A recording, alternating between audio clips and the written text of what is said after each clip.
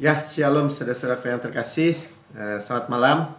Kita bersyukur kita boleh Bible study lagi, belajar firman Tuhan, menikmati Yesus, roti hidup yang segar, ya, air hidup, nafas hidup, dan dari buku The Power of Right Believing, ya, kuasa dari percaya yang benar.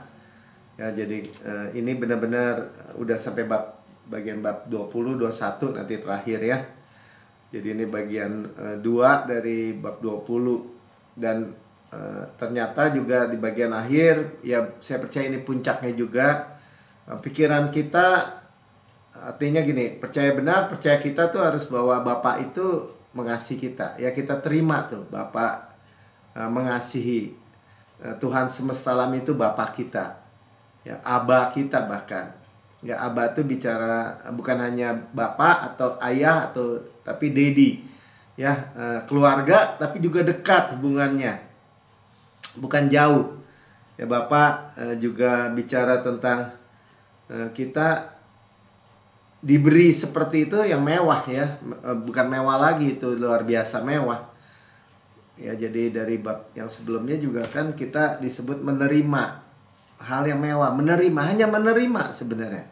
Karena superhero-nya adalah Bapa, adalah Tuhan gitu ya, bukannya manusia. Bahkan atau di judul perumpamaan yang kita sedang renungin, bukan anak yang hilang itu, atau apalagi kakak yang sulung, yang adalah gambaran orang berdosa dan ahli Taurat, orang Farisi. Ya, tapi bagaimana luar biasa sekali gambaran daripada perumpamaan itu tentang kasih Bapa yang mewah ya, skandal, memalukan gitu, bagi orang Yahudi memalukan. Tapi kita dengar lagi, makanya kita juga semakin yakin, semakin teguh berdiri. Ya, mau dibilang hyper ya, karena Allah itu adalah kasih. Kalau dia berhenti mengasihi, berhenti jadi Tuhan, jadi Allah gitu. Dan dia sudah menunjukkan, memberikan Yesus. Dan Yesus juga di kayu salib itu lebar, panjang, tinggi, dalam kasihnya tidak terukur. Jadi memang intinya daripada kasih karunia itu kasih yang cuma-cuma, yang diberikan, yang dianugerahkan, kita terima. Ya, jadi kita benar-benar hanya terima. Dan dengan judul ini kita percaya nggak bahwa kita diubahkan dengan itu? Ditransform, ya, be transform. Ya, bukan, kalau memang judul di bahasa Indonesia berubah ya, saya baca be transform. Ya, diubahkan karena kasih Bapa. Ya, jadi perubahan itu atau diubahkan itu disebut berubah dari keadaan yang sebelumnya menjadi baru sama sekali. Makanya disebut ciptaan baru. Gak ada jalan lain, saudara. Gak ada jalan lain. Agama gak bisa merubah kita. Ya, hanya menunjukkan bahwa kita ini manusia berdosa. Jadi berubah itu metamorfos kan, berubah. Dari ulat menjadi kupu-kupu. Dan udah jadi kupu-kupu gak mungkin balik ke ulat lagi. Ya, dibuat menjadi indah. Ya, Bapak juga bicara mempunyai plan. Ya, seperti ke Bapak di dunia ini dikatakan punya, bahkan memberikan anaknya, nggak mungkin berikan batu kalau anaknya minta roti, nggak mungkin berikan ular kalau anaknya minta ikan, nggak mungkin berikan kalajengking kalau anaknya minta telur. Kita diberikan Roh Kudus, the promise tuh, pribadi roh yang di dalam kita. Makanya dengan pikiran kita penuh dengan itu, kita dirubah, bukan menjadi rusak, saudara. Jadi tuduhan itu jahat sekali ya, bahwa dengan menerima kasih karunia orang menjadi enak berbuat dosa, katanya, seolah-olah gitu ya asumsinya. Izin berbuat dosa, beracun gitu. Padahal kita punya Bapa yang luar biasa baik, Daddy yang luar biasa baik. yang punya plan yang baik. Dan ya pasti kalau dia udah rancangkan ya pasti terjadi. Jadi isunya tuh kalau mengenai manusia lama kita, daging kita udah mati, udah gitu aja. Jadi kalau masih muncul, sudah mati bilang. Melki yang lama sudah mati. Manusia seperti Rasul Paulus bilang, manusia lamaku nggak ada yang baik, udah mati. 2000 tahun yang lalu sudah disalibkan. Sekarang saya ada ciptaan baru. Yang lama sudah berlalu. Ya sudah mati. Ya, jadi kalau tanpa kasih karunia ini, di mata Tuhan semua orang ya kembali lagi posisinya. Semua orang telah berbuat dosa dan telah kehilangan kemuliaan Allah. Makanya penting banget ini ya. Jadi penting banget maksudnya kita menerima bahwa kasih karunia itu justru merubah kita. Satu-satunya harapan. Ya bagi kita, bagi keluarga kita, satu-satunya obat penawar atau apa tuh, antidot. Dan kita bersyukur firman kebenaran ini, kasih Allah ini itu kekal selamanya, continue. Ya jadi setelah kita dengerin terus ya, bahkan Bapa itu nama kita dengarnya, Tuhan memperkenalkan nama Yesus, nama Bapa. Bagi saya sekarang, bagi kita mestinya kita lihat gini, oh Tuhan semesta alam, pencipta langit dan bumi, itu Bapa. Dalam pengertian apa Pak Melki? Dari pengertian yang terserah ya saudara mau pengertian apa. Saya percayanya begitu. Ya jadi kayak seperti Tuhan memakmurkan kita. Maksudnya makmur itu apa? Ya pokoknya seperti apa yang kamu pikir makmur itu aja deh. Jadi bagi saya manusia itu kan terbatas. Ya, maksudnya banyak dibentuk oleh sistem dunia. Ini jadi nama apa gelar Pak? Bapak gitu. Nama sampai begitu tuh. Panggil aku Bapak gitu. Jadi bagi saya, oh terserah aja ya. Panggil aku kesembuhan. Panggil aku Yehova Rafa misalnya. Yehova Nisi. Panji-panji kemenangan. Jadi betul itu diri dia. Ya makanya disebutnya Aba, ya Bapa, tidak diterjemahkan saudara. Itulah kasih yang skandal tadi sebenarnya. Kalau kita bisa menerima aja, kita nggak perlu digentarkan sedikit pun mau dibilang hyper grace. Emangnya manusia yang ngomong gitu bisa ukur betapa tinggi atau tadi betapa lebar, panjang, tinggi, dalam. Kalau dibilang tinggi, nih kasih Allah setinggi ini, tapi terbatas. Masih lebih tinggi lagi, nggak ada batasnya, saudara. Amin. Ya, mewah. Makanya amazing grace disebutnya. Nggak bisa bayangkan. Dan dia itu Bapa kita. Ya, jadi benar-benar katakan serius ya. Kalau nggak bisa, sekali lagi, selubung kita sudah diangkat, bisa melihat gitu. Ya bahwa Yesus itu sebagai kasih Bapa itu mau bersentuhan dengan orang-orang yang najis istilahnya. Orang berdosa, orang sakit, orang kerasukan, kusta, dijadikan baik. Tapi bahkan kakak sulung yang masih saudaranya adik yang ya dua-duanya memang akhirnya minta haknya ya, diberikan sama bapaknya. Bahkan kakak sulung 2 kali lipat kalau berdasarkan adat istiadat Yahudi. Dua-duanya menuntut haknya awalnya gitu. Hak dari apa? Hak dari merasa dia anak. Dan memang anak ya. Jadi semua ciptaan manusia itu diciptakan itu, makanya di perjanjian lama seringkali kalau di Amsal bilang ini, anakku, anakku.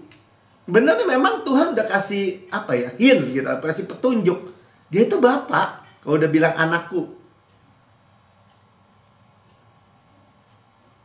Ya, jadi orang-orang agamawi atau orang-orang Kristen yang masih tetap mau hidup di bawah hukum Taurat itu terjebak, saudara. Terjebak kalau untuk mendapatkan finish work misalnya, atau anak lembu tambun yang disediakan tuh kan, finish work Yesus, anak domba Allah yang disembelih, itu harus pakai hak dulu. Berhak apa enggak? Udah kerja apa belum? Bukan mengerti bahwa karena dari pihak Bapa sendiri yang menyatakan bahwa dia Bapa, dan dia Bapa yang baik, dan Bapa yang luar biasa itu ya. Ugal-ugalan gitu bilangnya. Karena udah nggak tahu malu gitu, nggak pakai malu lagi gitu, mau memeluk, mencium, lari untuk orang berdosa. Bukan menikmati kedudukan sebagai anak, tapi merasa sibuk melayani. Ya, Bapak saya mah keras, kalau saya nggak bekerja, saya nggak akan dapat upah. Itu nggak paham kasih karunia, saudara. Mentally begitu. Jadi dia tidak memandang hubungan, ya.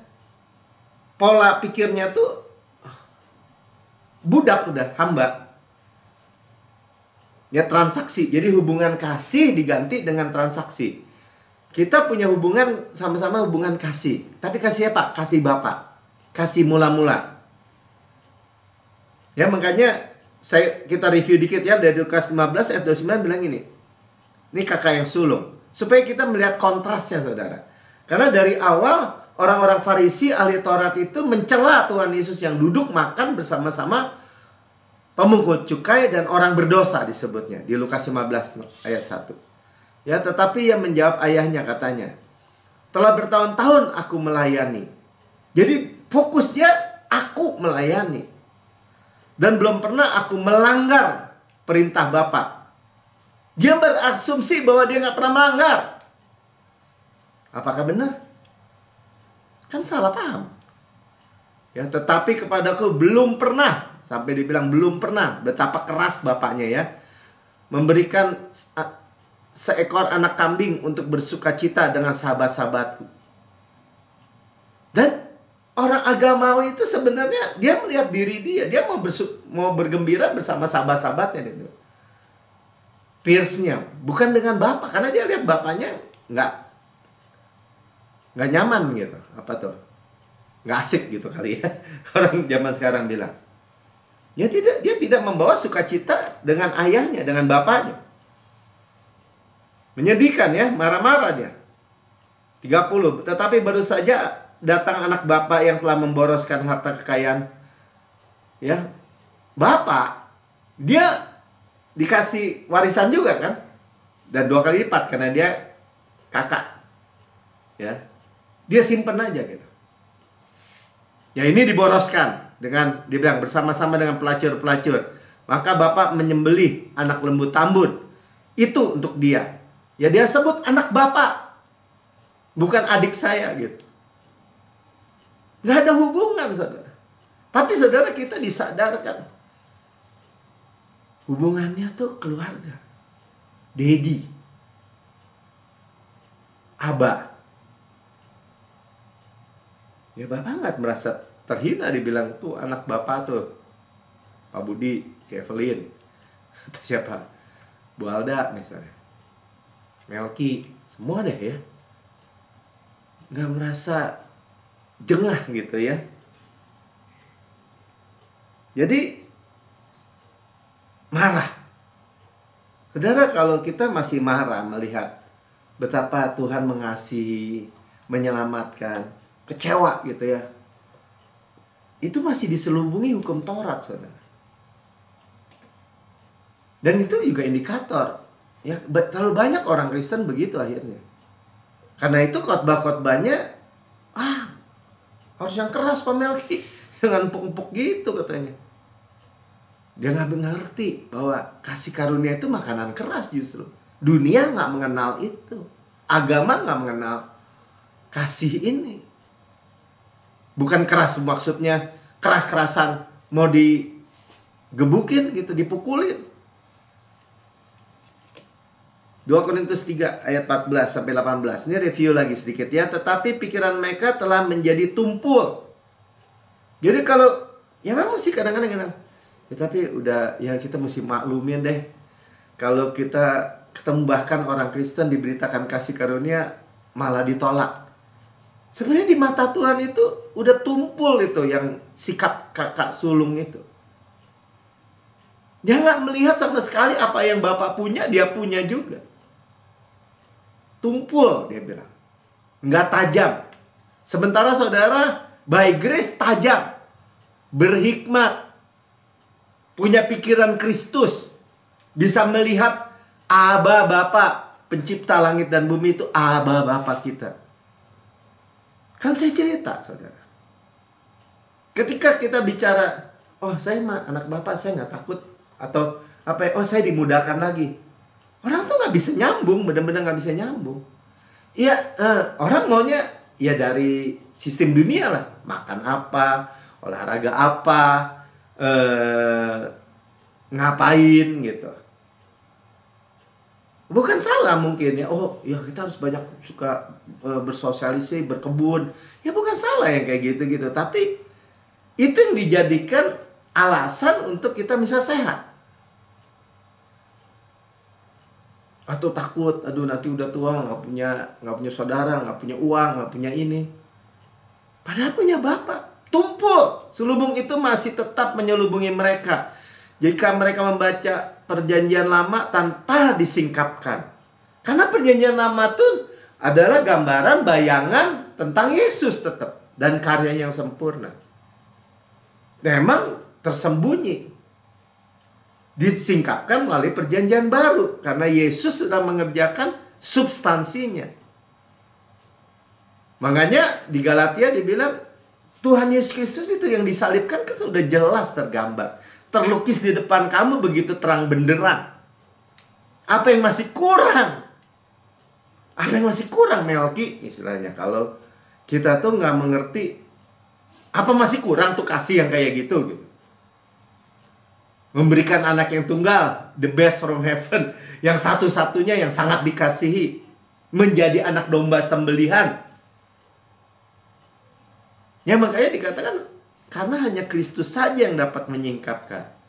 Ya, kita bersyukur Tuhan bisa menyingkapkan itu selubung itu, dirobek. 15. Cepat aja deh ya. Bahkan sampai pada hari ini, setiap kali mereka membaca kitab Musa, Kejadian, Keluaran, Imamat, Bilangan, Ulangan, ada selubung yang menutupi hati mereka. Bahkan mata hati mereka gelap, nggak bisa lihat. 16. Tetapi apabila hati seseorang berbalik kepada Tuhan, sebenarnya kuncinya hanya berbalik, nggak melihat ke diri sendiri, tapi melihat kepada Tuhan. Maka selubung itu diambil daripadanya. Makanya apa yang saya beritakan, apa yang kita dengar, pemberitaan Injil kasih karunia, kabar baik ini, itu membawa orang berbalik daripada melihat diri sendiri, dosa sendiri, kegagalan sendiri, kekurangan-kekurangan semua kemanusiaannya sendiri kepada Kristus yang sempurna, yang mati sebagai kita, untuk kita, yang menyatakan, mencurahkan kasih Bapa yang disebut kasih karunia itu. 17. Sebab Tuhan adalah roh, di mana ada roh Allah, di situ ada kemerdekaan. Kemerdekaan dari apa? Kemerdekaan dari semua penjara, termasuk ketakutan, termasuk rasa bersalah, termasuk siklus-siklus kekalahan, kecanduan apapun, ikatan dosa apapun ini. Karena ada roh Allah, ada kemerdekaan. Jadi jangan mau lagi. Ya, saya juga bingung juga kalau kita kadang-kadang melihat bagaimana begitu kerasnya bahkan orang-orang pendeta-pendeta untuk menentang kasih Bapa yang begitu luar biasa ini. Dia sudah berikan kepada kita rohnya. Padahal kan udah ada roh lah, tinggal mandangnya aja. 18 nih kita lihat ya. Ditegasin lagi, Dan kita semua mencerminkan kemuliaan Tuhan. Beholding, memandang kemuliaan Tuhan kita semua. Rasul Paulus berkata kepada jemaat Korintus, untuk membereskan semua hal-hal yang gak beres di Korintus. Kan banyak hal-hal yang gak baik juga. Itu mencerminkan, memandang kepada Yesus, kembali kepada melihat Yesus dengan muka yang tidak berselubung. Tadi karena ada roh Kristus, roh Allah. Ya, dan karena kemuliaan itu datangnya daripada Tuhan yang adalah roh, maka kita telah diubah. Ya, nah ini diubah. Transport atau tadi metamorph. Diubah. Atau kalau di Roma 12 ya, ayat 1 diubah atau ditransform. Ditransform menjadi serupa dengan gambarnya. Dalam kemuliaan yang semakin besar. Ini janji, saudara. Kita memandang, kita diubah dari glory kepada glory. Jadi atau dari iman kepada iman, bukan dari iman kepada perbuatan. Dari melihat kemuliaan Kristus kepada kemuliaan Kristus yang lebih lagi dan lebih lagi, semakin besar, maka dikatakan dalam bahasa Indonesia. Ya, jadi jangan sampai seperti orang Kristen tuh seperti di dalam penjara, sudah dibukain, merdeka dibukain semua oleh Yesus, tapi betah di dalam gelap, di dalam penjara. Nggak melihat terang. Bahwa kalau keluar dari kegelapan penjara, kegelapan itu, mengambil kemerdekaan, apa yang milik Bapa, milik kita, saudara. Sama-sama katakan, apa yang Papa punya, saya punya. Ya, Lukas 15 ayat 30 kan bilang gitu. Mana ada nggak? Tadi kita udah baca ya. Atau belum? Apa yang Bapak punya, kita punya. Karena apa? Karena anakku. Kita tuh anak gitu. Pewaris. Bukan. Jadi kalau anak tuh bukan karena bekerja. Kalau budak karena bekerja, dia dapat upah. Kalau anak itu karena kedudukan, karena status. Makanya di Amsal tuh sering kita dengarkan, anakku, dengarkanlah anakku. Dan semua itu cuma-cuma karena di dalam Kristus. Roma 8 ayat 32. Ya, dengan cepat aja lah ya. Ia yang tidak menyayangkan anaknya sendiri disebut anak tuh, makanya Yesus. Tetapi yang telah menyerahkannya bagi kita semua. Bagaimanakah mungkin ia tidak mengaruniakan atau freely give us all things ya. Ia tidak mengaruniakan segala sesuatu kepada kita bersama-sama dengan Yesus. Karena kita satu dengan Yesus. Jadi anak. Luar biasa ya, luar biasa. Tapi jangan gini, karena saking luar biasanya, gelap lah, nggak ngerti. Jangan, saudara. Ini semua tentang karya Yesus. Aba, Bapak, keluarga, dekat, Aba. Ya, kasihnya itu kekal. Kasih Bapak, continue, berkelanjutan, tidak berkesudahan, terus menerus, nggak berhenti. Nggak ntar di atas, ntar di bawah, ntar mengasihi, ntar mengutuk gitu, atau ntar memberkati, ntar mengutuk, ntar kasih kesembuhan, ntar kasih penyakit. Enggak, continue, absolut mutlak. Karena nama Bapak itu bagi kita. Ya, target Bapak kita rest. Makanya disebut rest itu Kanaan, tempat perhentian Tuhan. Kekudusan yang sejati, yang sesungguhnya. Kita masuk rest, ya. Kan Yesus itu adalah kebenaran, kekudusan kita. Kita kembali gitu. Pulang kayak tadi anak-anak itu ya. Kembali dia diberikan jubah kebenaran kan? Pulang kepada kasih karunia itu metanoia. Nah tadi itu metanoia. Dan nggak melihat dari sini, berbalik lihat Tuhan. Sebenarnya sesederhana itu, tapi pahami benar-benar sampai benar-benar bulat ya, bahwa Kristus itu kebenaran kita, hikmat kita, kebenaran kita, kekudusan kita, penebusan kita. 1 Korintus 1 ayat 30. Sudah melihat kegagalan-kegagalan, misalnya Kristus kekudusan saya gitu. Tapi oleh Yesus ya, kamu berada di dalam Kristus Yesus, yang oleh Allah menjadi hikmat bagi kita. Ya, bahasa Inggrisnya kebenaran, kekudusan, penebusan tuh ya. Wisdom tuh, and righteousness and sanctification and redemption. Makanya kita katakan, Kristus adalah hikmat saya. Tidak bisa bodoh, tidak bisa Alzheimer, tidak bisa tumpul tadi pikirannya, tidak bisa bodoh, tidak bisa pelupa. Gak bisa saudara, karena Kristus tidak begitu. Hikmat gitu, hikmat, pengertian, kecerdasan Kristus.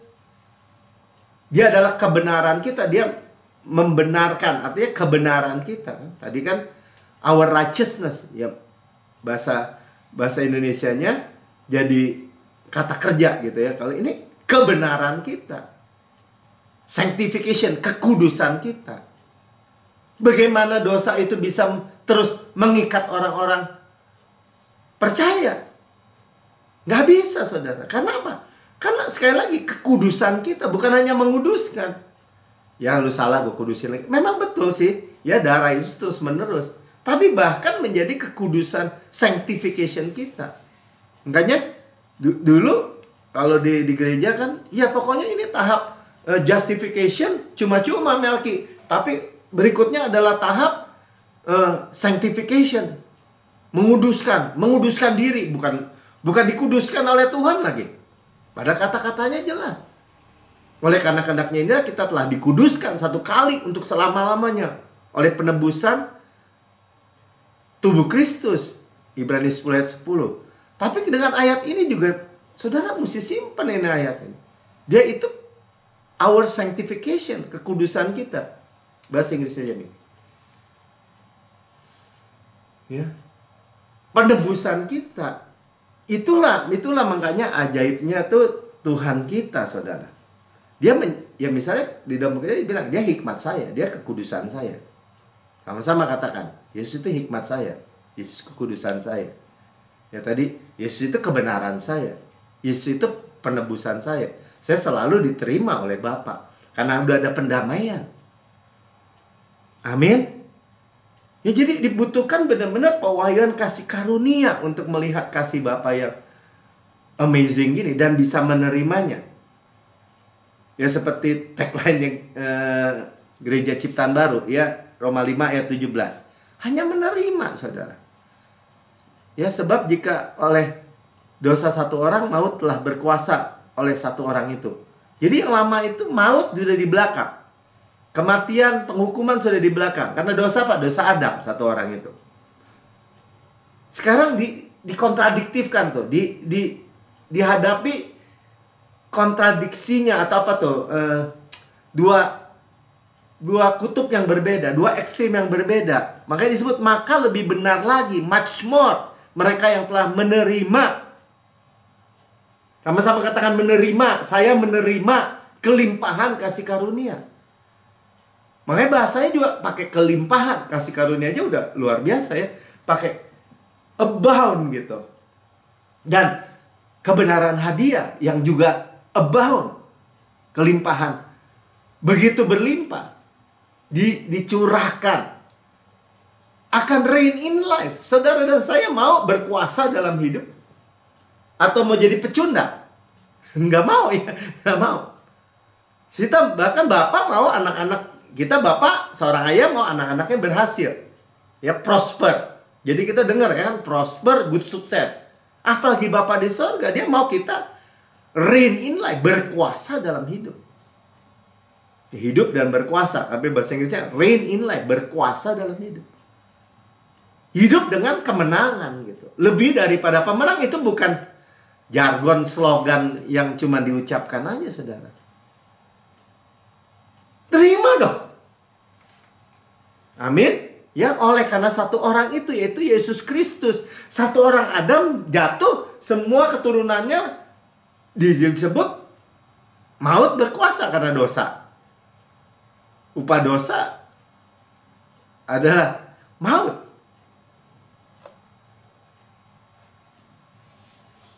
Nah, jadi apakah beracun gitu kita diubahkan tadi ditransform, diubahkan, ya, atau ulet jadi kupu-kupu, diubahkan dari kemuliaan kepada kemuliaan, diubahkan menjadi reign in life.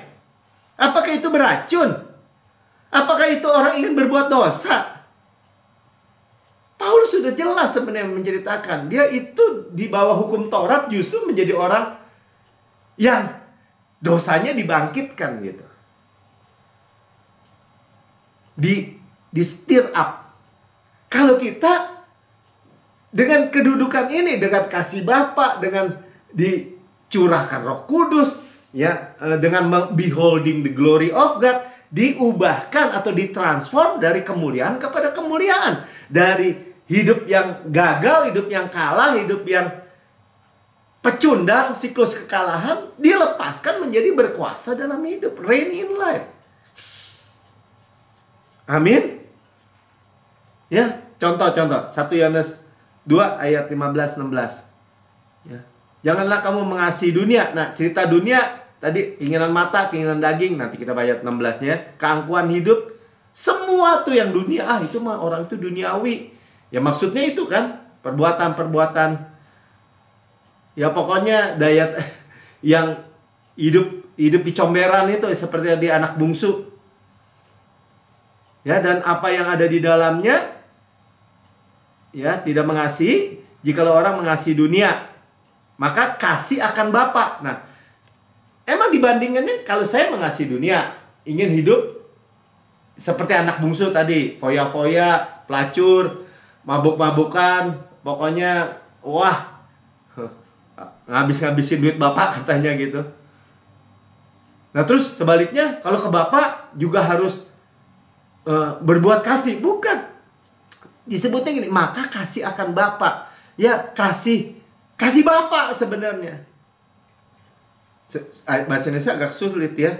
The love of the Father gitu. Bukan kasih for the Father gitu, bukan. Love of the Father tidak ada di dalam orang itu. Jadi kalau kita menerima kasih Bapa, ya, ayat 16-nya bilang apa coba lihat? Sebab semua yang ada dalam dunia, yaitu keinginan daging, keinginan mata, serta keangkuhan hidup, bukan berasal dari Bapa, melainkan dari dunia. Keinginan daging, keinginan mata, keangkuhan hidup lenyap, saudara. Kita reign in life tadi sebaliknya, berkuasa dalam hidup. Kita hidup penuh kemuliaan, kehormatan. Misalnya janji Abraham, ya kan? Aku akan membuat engkau menjadi bangsa yang besar dan namamu masyhur, bukan namamu buruk gitu misalnya.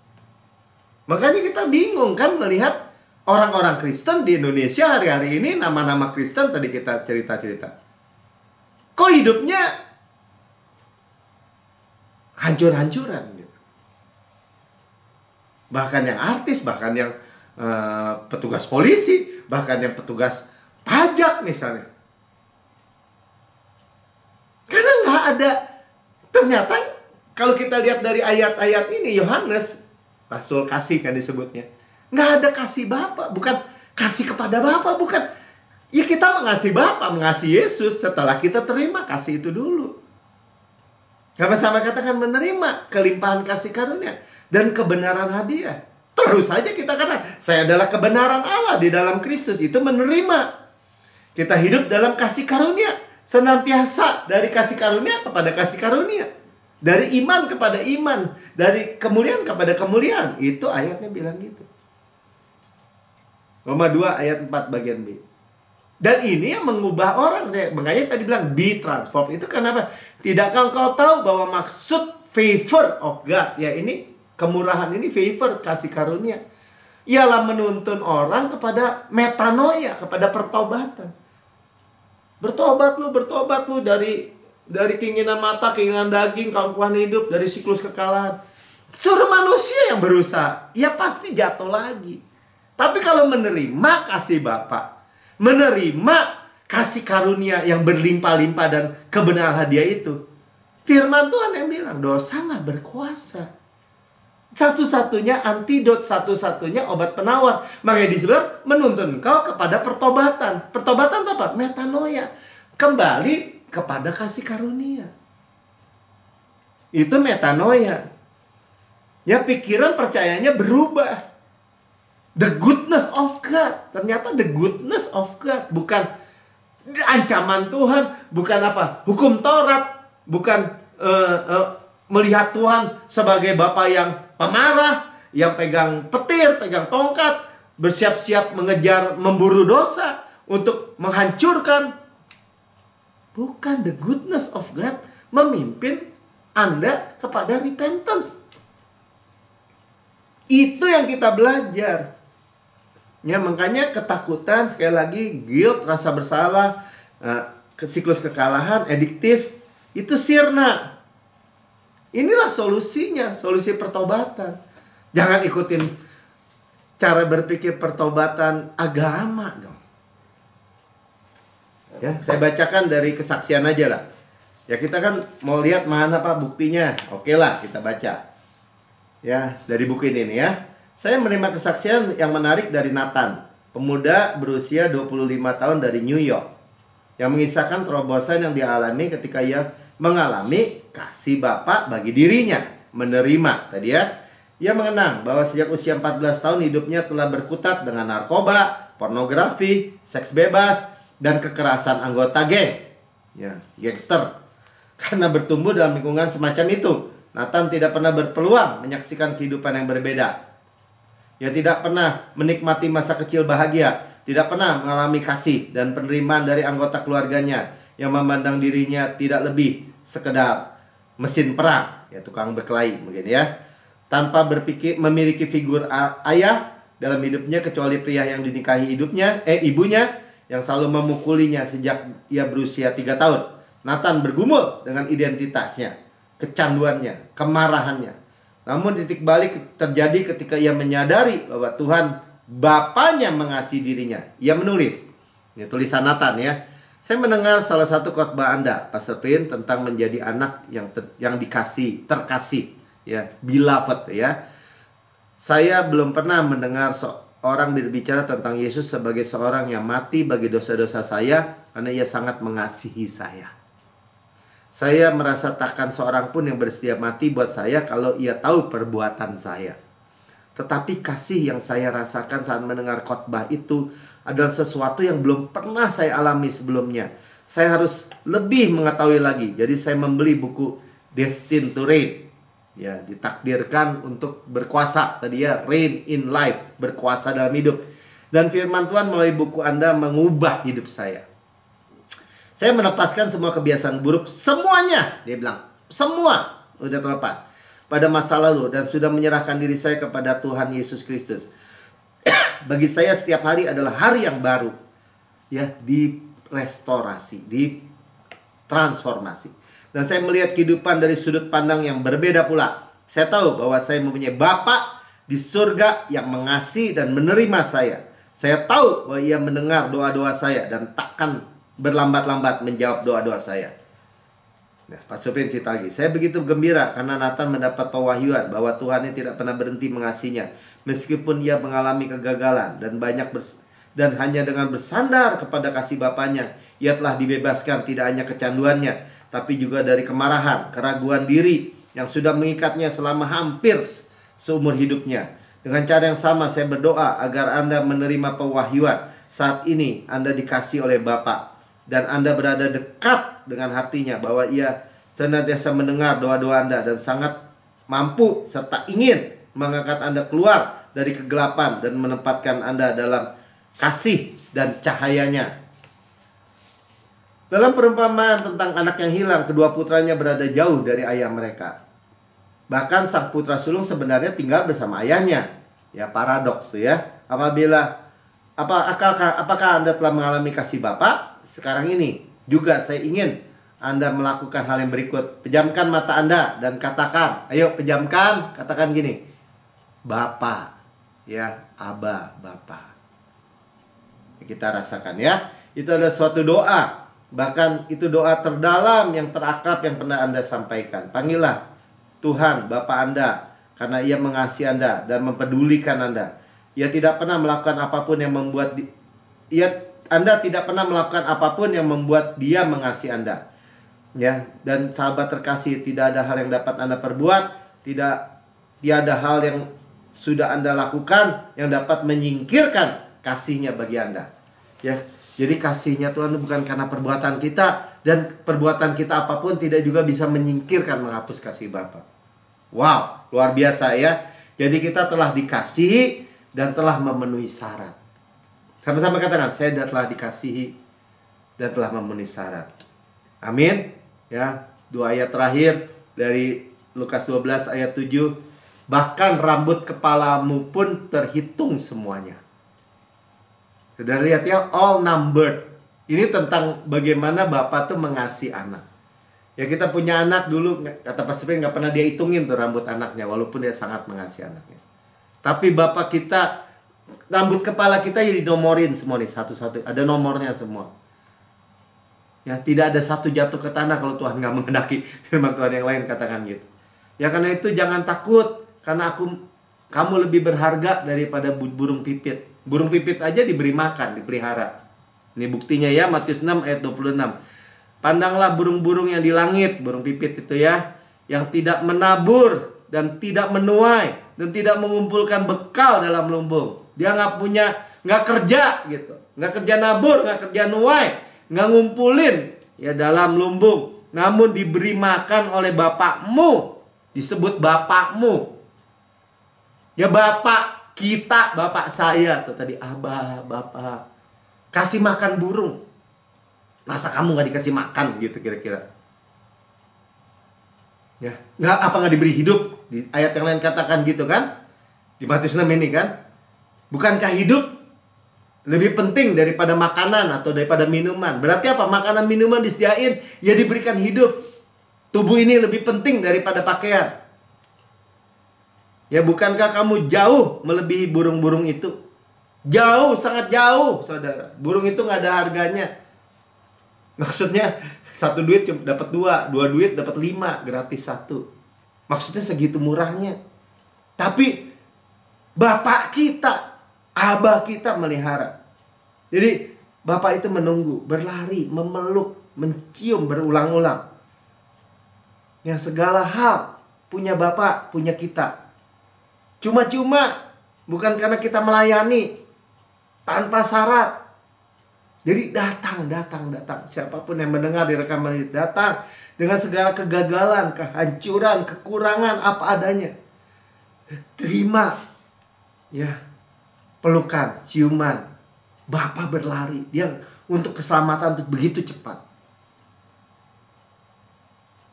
Ini kesempatan saudara, bahwa Tuhan semesta alam, pencipta langit dan bumi, itu adalah kasih. Dan dia adalah Bapa, Abah saudara, yang mau siap memeluk, mencium, mengangkat tinggi, menaruh di bahu, menaruh di dada saudara semua. Ikuti saya berdoa saudara, untuk percaya Yesus, terima Yesus. Katakan, Tuhan Yesus yang maha mulia, saya menerima Engkau sebagai Tuhan dan Juru Selamat pribadi saya. Dengan mulut saya mengaku, dengan hati saya percaya bahwa Engkau telah mati buat saya, dibangkitkan karena pembenaran saya, naik ke surga, duduk di sebelah kanan Allah Bapa, dan mendudukkan saya bersama-sama dengan Yesus di surga. Surga adalah rumah saya, dan saya adalah anak Bapak yang terkasih. Terima kasih Bapak. Hidup saya tidak akan sama lagi. Apa yang Bapak punya, saya punya. Engkau memberkati, Engkau mengubah saya semakin indah, dari kemuliaan kepada kemuliaan. Di dalam nama Tuhan Yesus. Amin.